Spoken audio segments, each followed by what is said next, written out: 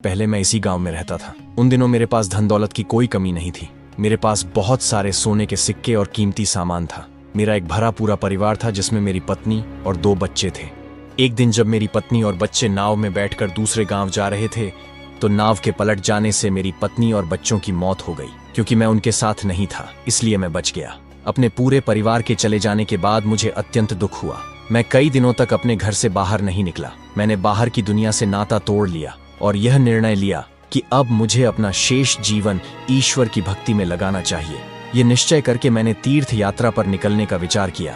मेरी तीर्थ यात्रा बहुत लंबी होने वाली थी, इसलिए मैंने अपनी सारी धन दौलत को किसी सुरक्षित स्थान पर छुपा देने का निश्चय किया।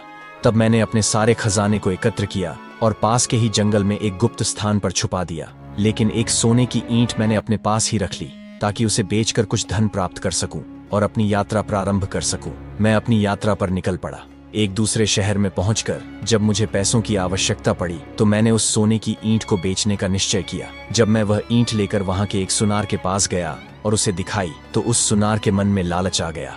उसने उस ईंट की कीमत देने के बजाय मुझ पर चोरी का झूठा आरोप लगा दिया और मुझे फंसा दिया। वहां के कोतवाल ने मेरी एक न सुनी और मुझे चोरी के झूठे आरोप में जेल में डाल दिया गया। आज मैं कई वर्षों बाद अपनी सजा पूरी करके अपने गांव वापस लौटा हूं और अब मैं अपने उस छिपाए हुए खजाने को निकाल